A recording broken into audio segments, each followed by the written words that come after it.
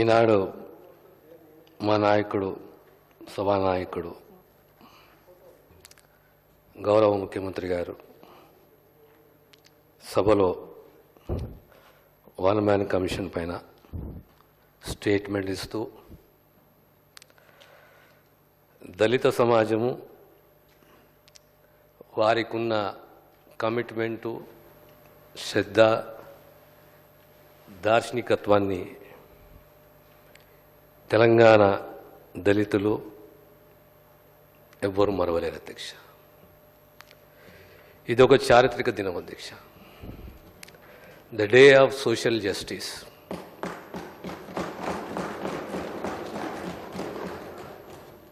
ముప్పై 40 సంవత్సరాల కళ ఈరోజు సంపూర్ణంగా సాకారం కాబోతుంది అధ్యక్ష. గౌరవ ముఖ్యమంత్రి గారికి మరియు మా sub committee chairman Uttam Kumar Reddy గారికి, సహచర మంత్రివర్యులు శ్రీధర్ బాబు గారికి, పొన్నం ప్రభాకర్ గారికి, సీతక్క గారికి, ఎంపీ మల్లు రవి గారికి జాతి తరఫున నా హృదయపూర్వక ధన్యవాదాలు తెలియజేస్తున్నాను అధ్యక్ష.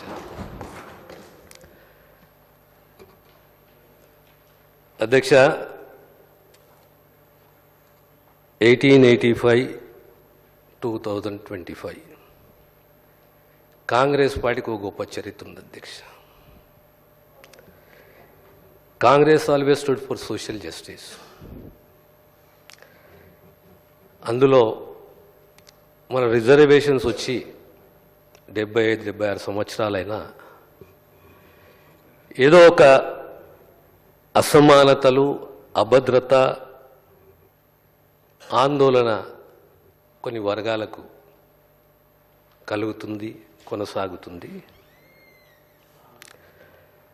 మాకు వర్గీకరణ కావాలనే ఒక తపన, ఒక ఆకాంక్ష, ఒక కళ.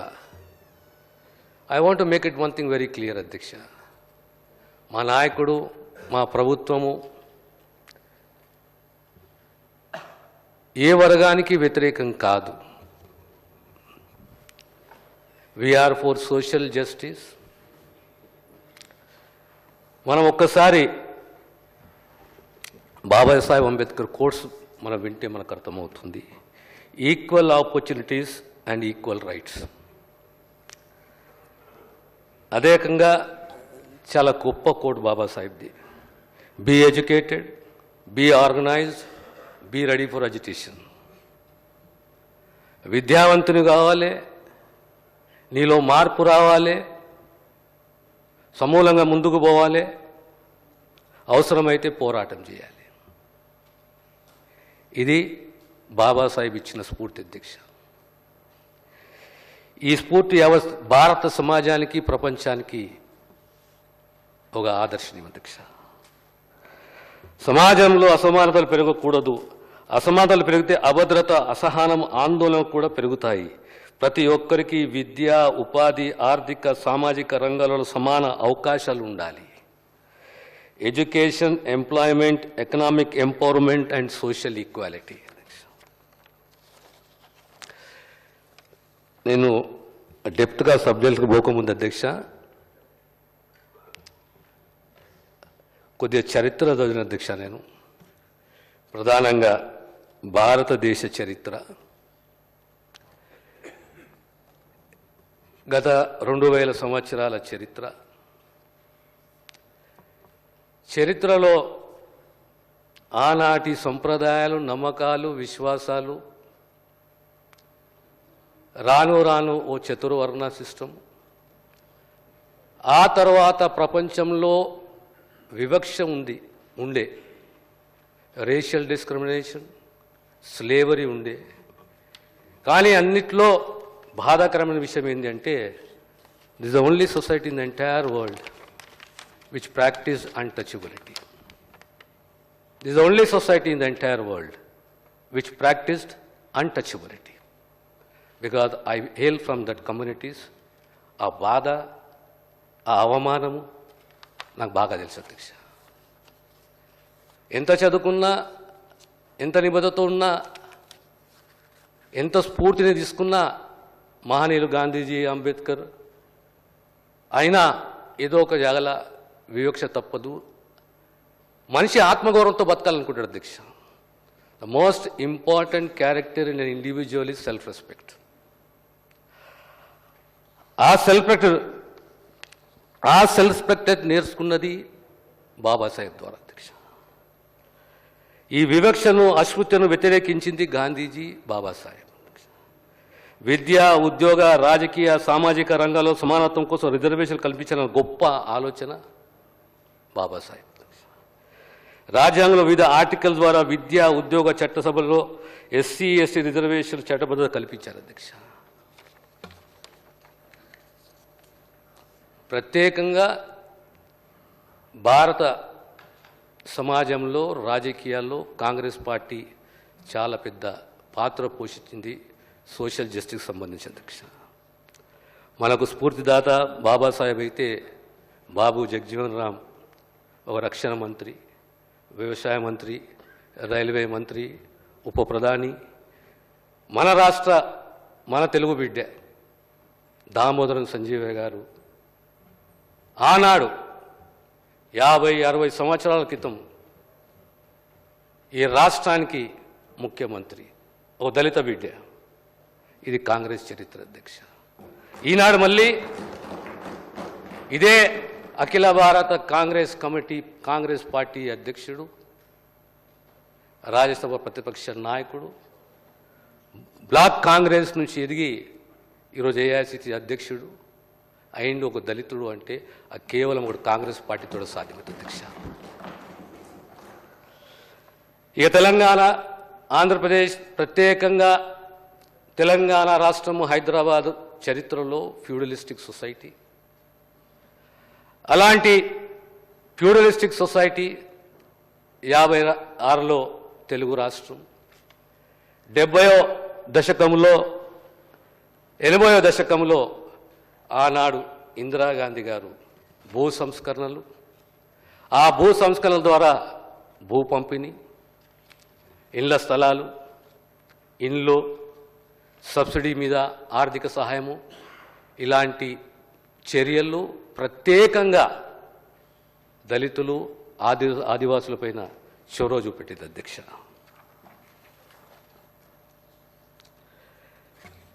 డెబ్బై 6 సంవత్సరాలు 1950. ఆ తరువాత 40 సంవత్సరాలకు దళిత సమాజంలో, దేశంలో కొన్ని రాష్ట్రాలలో అలజడి. ఈ అలజడి ఏంది అంటే అభద్రత, అసహనం, అసంతృప్తి. ఇది ఆందోళనకు దారితీసింది అధ్యక్ష. ఇందులో రిజర్వేషన్లో అన్యాయం జరుగుతుంది కొన్ని వర్గాలకు, సమతుల్యాన్ని పాటించాలి, అన్ని రంగాలలో సమగ్రంగా అభివృద్ధి చెందాలి ఈ వర్గాలు అని మొట్టమొదటి రాష్ట్రము దేశంలో పంజాబ్ రాష్ట్రం. పంజాబ్ రాష్ట్రం, తమిళనాడు రాష్ట్రము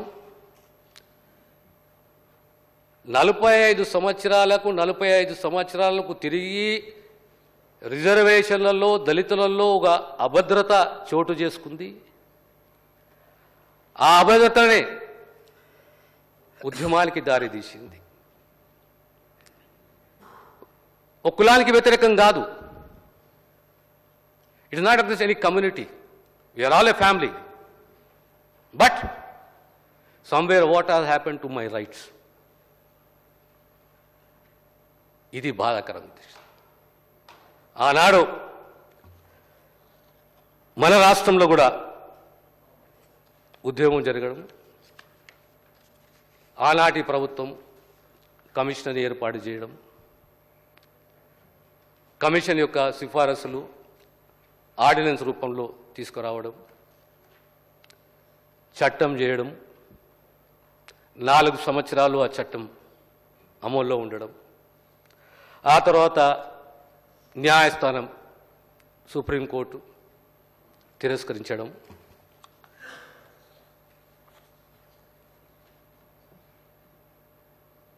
రాజశేఖర రెడ్డి గారు ముఖ్యమంత్రి అయిన తర్వాత ఇదే అసెంబ్లీ తీర్మానించి కేంద్ర ప్రభుత్వానికి విజ్ఞప్తి చేసింది. ఆర్టికల్ 341లో సవరణ తీసుకురండి, తద్వారా ఈ వర్గాలకు న్యాయం చేయొచ్చు. ఒక కమిషన్ ఏర్పాటు చేయండి, ఆ కమిషన్ రిపోర్ట్ సబ్మిట్ చేయండి.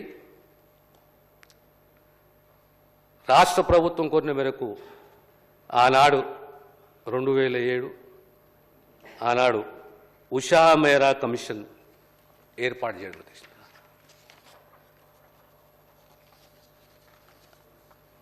ఇది నేను చెప్తున్నది కాదు అధ్యక్ష. ఉషా మేరా కమిషన్ రిపోర్ట్ ఒక్కసారి గౌరవ సభ్యులందరూ చదవాలి. ఇది 4 సంవత్సరాలు ఎలాంటి మార్పు వచ్చింది, ఎలా ఈ వర్గాలు లాభం చేకూరింది. ఉదాహరణకు చెప్తాను అధ్యక్ష, రెల్లి సామాజిక వర్గం ఒక ఎంబీబీఎస్ సీట్ లేకుండా అధ్యక్ష, సంవత్సరానికి యావరేజ్గా 7 సీట్లు. అదే మాదిగా కులం ఉపకులాలు సంవత్సరానికి అడిషనల్గా 30 సీట్లు. ఇంజనీరింగ్ రెల్లి కులానికి ఆ సామాజిక వర్గానికి 6.5, మాదిగ కులానికి 18%. అంటే మెడిసినే కానీ ఇంజనీరింగే కానీ పీజీఏ కానీ గణనీయంగా అడ్మిషన్ సంఖ్య పెరిగింది. ఇది ఒక్కసారి ఉషా మేరా కమిషన్ రిపోర్ట్ మనం చదివితే అర్థమవుతుంది అధ్యక్ష. నేను ఇంతకుముందు చెప్పినట్టు కాంగ్రెస్ పార్టీ ఎప్పుడైనా సామాజిక న్యాయానికి, సమతుల్యము, అందరికీ న్యాయము, అందరికీ ఫలాలు అందాలనే ఒక తపన కాంగ్రెస్ పార్టీ అధ్యక్ష. ప్రధానంగా ఆనాడు 2018లో రాహుల్ గాంధీ గారు హైదరాబాద్ వచ్చినప్పుడు వాళ్ళు ప్రకటించారు, మేము కేటగరైజేషన్కు కట్టుబడి ఉన్నాము అని చెప్పి. అదే రకంగా మొన్న ఎన్నికలకు ముందు చేవెళ్ల డిక్లరేషన్, కాంగ్రెస్ మేనిఫెస్టోలో ఈ వర్గీకరణ పొందుపరిచింది. ఆనాడు చేవెళ్ల డిక్లరేషన్లో పెద్దలు ఏఐసిసి అధ్యక్షులు ఖార్గే గారు ప్రకటించారు అధ్యక్ష, we stand by categorisation, we are committed to categorisation అని చెప్పేసి. 2024 Punjab and others versus government of Punjab government versus Davinder Singh. ఇది ప్రొలాంగ్డ్ కేసు. ఈ కేసులో రాష్ట్రాల అభిప్రాయం, వాళ్ళ స్టాండు, ఆనాడు మా ముఖ్యమంత్రి గారు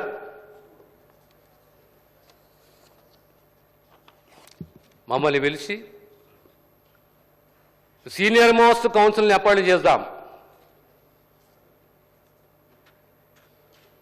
మనం ఒక కులానికి వ్యతిరేకం కాదు, ఒక వర్గానికి వ్యతిరేకం కాదు, కానీ న్యాయంగా ధర్మంగా ఏ వాటా అయితే రావాలో ఆ వాటా గురించి ఖచ్చితంగా మనం ప్రయత్నం చేద్దాం, కృషి చేద్దాం. సీనియర్ కౌన్సిల్ని మనం సుప్రీంకోర్టులో వాదించడానికి మనం ఏర్పాటు చేసుకుందాం అని చెప్పి ఓ డెలిగేషన్ రూపంలో మీరు వండి అందరు కలిసి పర్యవేక్షించండి, ఏం జరుగుతుందో చూడండి. ఆ తరువాత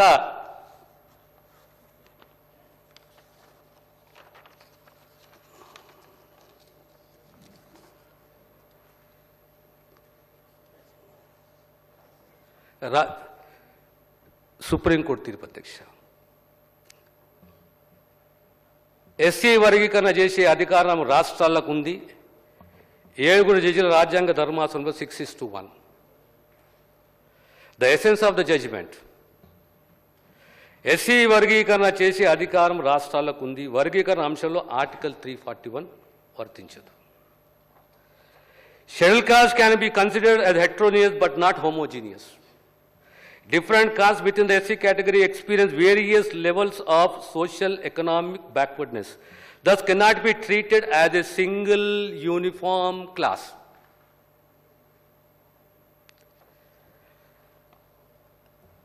రాజకీయ కారణాలతో నిర్ణయాలు తీసుకోకూడదు. ఎంపరికల్ డేటా ఆధారంగా నిర్ణయం తీసుకోవాలి through a commission. What is empirical data? క్షేత్రస్థాయిలో అనుభవపూర్వకంగా సేకరించిన సమాచారం, జనాభానే కానీ, అక్షరాస్యతనే కానీ, వృత్తే కానీ, ఉపాధి కానీ, ఆర్థిక స్థితిగతులు అండ్ కల్చరల్ ప్రాక్టీసెస్.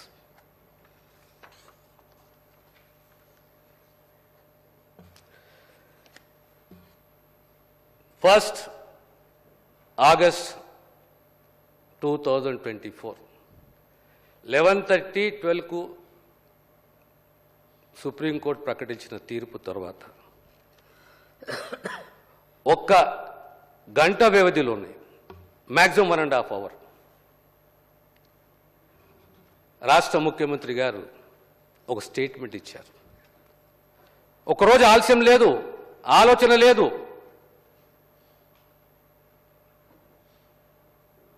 ఆ కమిట్మెంట్ని చూడండి.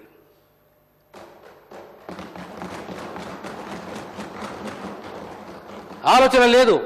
With in 1.5 hours time, the Honorable Chief Minister had made a statement on the floor of the House that this government is committed to social justice in the form of categorization.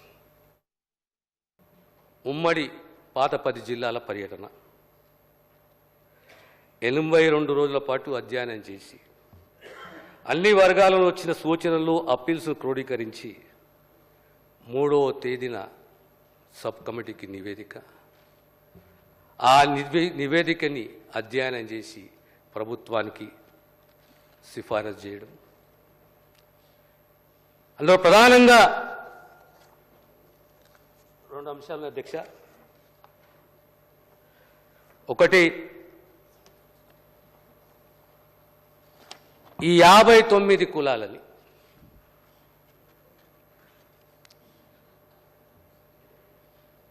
ఇంతకుముందు మా నాయకుడు చెప్పినట్టు 59 కులాలను how to categorise them అంటే basically empirical data which is connected to backwardness and the population. ఇందులో A, B, C, the most backward communities, జనాభా సుమారు 3,20,000, 1% reservation. మధ్యస్థంగా లబ్ధి పొందిన షెడ్యూల్ కులాలు జనాభా percentage is 1%. 3.2 is the percentage. మధ్యస్థంగా లబ్ధి పొందిన షెడ్యూల్ కులాలు జనాభా శాతం 62.748 and the recommendation quota is 9%. So మనం ఈ ABC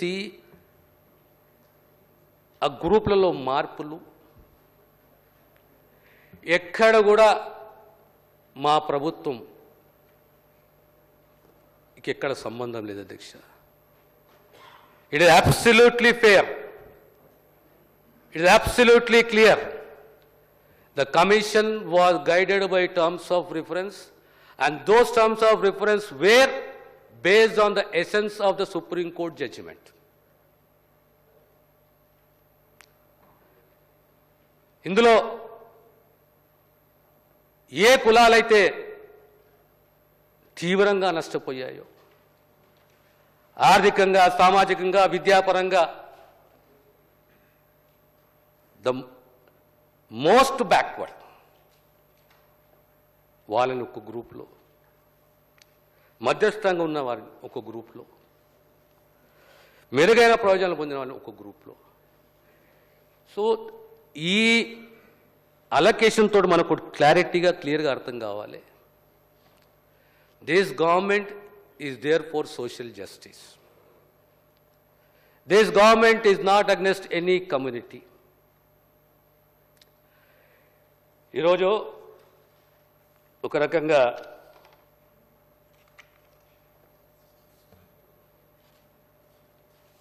కొద్దిగా క్రోనాలజికల్ ఆర్డర్ చదువుతాను అధ్యక్ష. First August judgement, same day ముఖ్యమంత్రి గారి స్టేట్మెంట్ ఇన్ ద హౌస్. 12/9 నాడు క్యాబినెట్ సబ్ కమిటీ అపాయింట్మెంట్. 11/10/2024 వర్మన్ commission appointed. 3/2/2025 submission of report to subcommittee, and 4th the report is on the floor of the house. This shows the commitment and the desire to do justice. మాటలు కావు, ప్రగల్భాలు కావు. We are committed. ఆ commitment తోటి ముందుకు పోతున్నాం అధ్యక్ష. అంటే అధ్యక్ష, I'm not new to this house.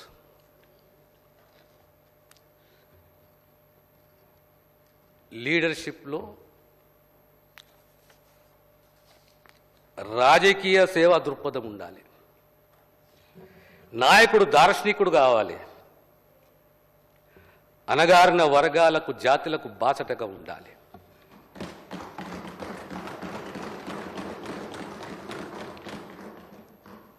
ఇవాళ వన్ లైఫ్ టైం ఆపర్చునిటీ. చరిత్రలో మిగిలిపోవాలి. ఫలానా కాలంలో ఫలానా ముఖ్యమంత్రి, ఫలానా ప్రభుత్వం మాకు న్యాయం చేసింది, మమ్మల్ని ఆదుకున్నది అని చరిత్రలో మిగిలిపోవాలి.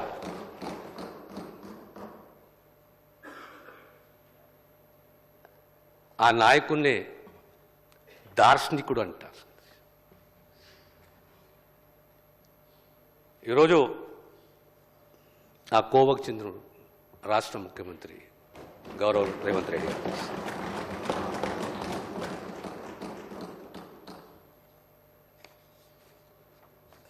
నేను ఈ ప్రిపరేషన్లో కొంచెం దైవాన దీక్ష, అసెంబ్లీ ప్రొసీడింగ్స్ అన్నీ కూడా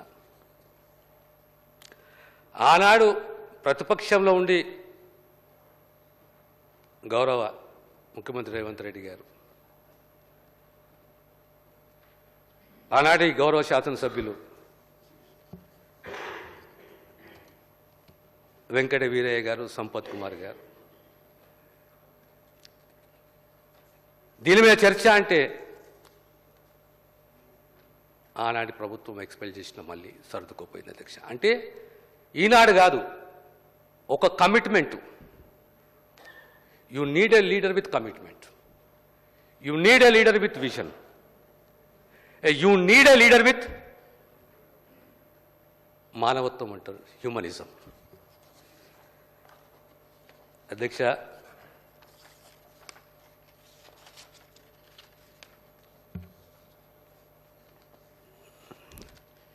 ఈ సమాజంలో, దేశ సమాజంలో అన్నిట్లో ముఖ్యమైనది ఓ మనిషి బ్రతకాలంటే ఆత్మగౌరవంతో బ్రతకాలి. విద్యావంతులు కావాలి, విద్యా అధికులు కావాలి.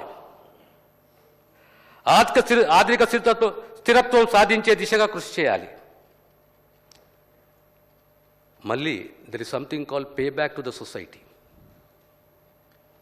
నీ వంతు, నీ మూలాలు మరవకు నువ్వు, నీ చరిత్ర మరవకు నువ్వు, నీ తాతలు ముత్తాతలు మరవకు నువ్వు. తిరిగి సమాజానికి, ఆ వర్గాలకు సేవ, అన్కండిషనల్ సేవను అందించే దిశగా మనం ఎదగాలి. అన్నిట్లో ముఖ్యమైనది ఏంటంటే దిశ సమాజంలో విద్య, ఉపాధి లేదా ఎంప్లాయ్మెంట్, దాంతో సహా ఇవన్నీ సదుపాయాలు కల్పించుకుంటూ ఆర్థిక స్థిరత్వం కొద్దిగా పెరిగితే ఇవన్నీ కలిపి ఈ జాతులలో పిల్లలు ఆత్మగౌరవంతో ఎదుగుతారు. So the entire summary of this presentation to the honorable house is that తెలుసు భారత సమాజానికి 2000 సంవత్సరాల కుల చరిత్ర, సోషల్ డిస్క్రిమినేషన్, అహము అహంకారము. కానీ ఎవరో ఒక్కరు పుడతారంట అధ్యక్ష ఈ జాతులను కాపాడనీకి, ఈ జాతులకు మార్గదర్శకం చూపెట్టనీకి. ఈరోజు ఈ జాతులను కూడా అదృష్టవంతులు ఈ ప్రభుత్వం వచ్చిన 13 మాసాలకు 14 మాసాలకి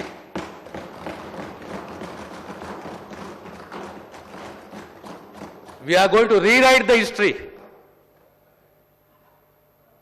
ఎంత పారదర్శకంగా అంటే we have not given a scope to anybody to criticize us. It's apolitical. It's a one-man commission report.